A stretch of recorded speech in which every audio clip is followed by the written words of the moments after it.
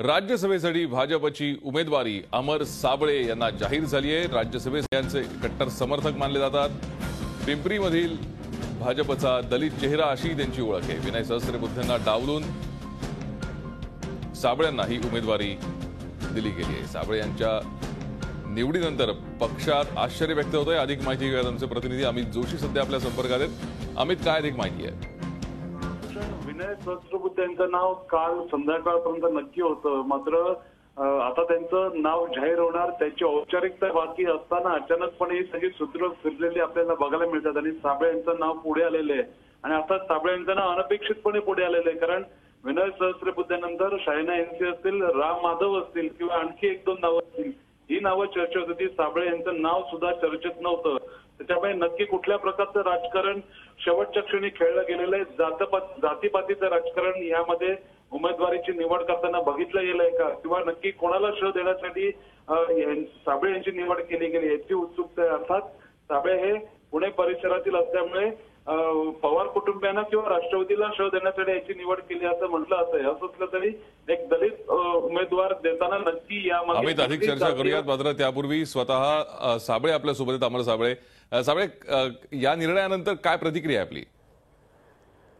या निर्णयानंतर भारतीय जनता पार्टीचा सामाजिक समरसतेचा हा आविष्कार आहे। बोला। हॅलो, बोला। भारतीय जनता पार्टीनं मला उमेदवारी देऊन एक सामाजिक समरसतेचा आविष्कार दाखवलेला आहे। दुसरा, मी 20 वर्षे पत्रकारिता केलेली आहे, त्यामुळे हा एक पत्रकारितेचा सुद्धा बहुमान म्हणायला हरकत नाही। भारतीय जनता पार्टीमध्ये एक सामान्य कार्यकर्त्याला सुद्धा एक असा बहुमान प्राप्त केला जाऊ शकतो, याचं एक उदाहरण आहे।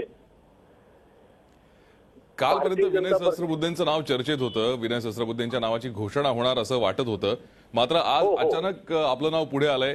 काय नेमकं हे गणित आहे? विनय सहस्त्रबुद्धे हे भारतीय जनता पार्टीचे ज्येष्ठ नेते आहेत, आणि त्यांची विद्वत्ता तर संपूर्ण भारतभर एक वाखाणली जाते। त्यामुळे त्यांच्या नावाचा जो विचार होत होता तो सुद्धा योग्यच आहे। 2014च्या निवडणुकीमध्ये विधानसभेच्या वेळेला आपल्याला उमेदवारी डावलण्यात आली होती, त्याचीही भरपाई म्हणू शकतो का आपण? हो, अशी होऊ शकते। माझी उमेदवारी निश्चित केली होती, परंतु युतीच्या जागा वाटपामध्ये जे काही कम्पल्शन्स येतात, त्याच्यामध्ये जे काही निर्णय करावे लागतात, त्याच्यामध्ये तो आरपीआयला हा मतदारसंघ सोडावा लागला। परंतु भारतीय जनता पार्टीला असं वाटलं की हा मतदारसंघ सोडल्यानंतर या कार्यकर्त्यावर अन्याय झालेला आहे आणि माझ्या माध्यमातून काही सामाजिक संदेश या महाराष्ट्रामध्ये जाऊ शकतो, आणि त्या निमित्ताने श्रेष्ठींनी आणि नेत्यांनी तो निर्णय घेतला असावा। नक्कीच, मात्र आपण ज्या प्रभागातून किंवा ज्या मतदारसंघातून आपण प्रतिनिधित्व करता, तो सगळा परिसर, तो जिल्हा राष्ट्रवादीच्या आधिपत्याखाली होता इतके दिवस। आता आपण या ठिकाणून प्रतिनिधित्व करणार आहात, काय नेमकं काम आपण यापुढे अपेक्षित ठेवू शकते जनता तुमच्याकडून? आता त्या ठिकाणी राष्ट्रवादीचा बालेकिल्ला होता, हा लोकसभा आणि विधानसभेच्या निवडणुकीच्या निमित्ताने तो आता इतिहास झालेला आहे। आता त्या ठिकाणी राष्ट्रवादी काही राहिलेली नाही, आणि त्या ठिकाणी त्या परिसरामध्ये रेड झोनचा प्रश्न आहे, काही नागरी प्रश्न आहेत महानगरपालिकेच्या संदर्भामध्ये, आणि काही डिफेन्सच्या अनुषंगाने प्रश्न आहेत।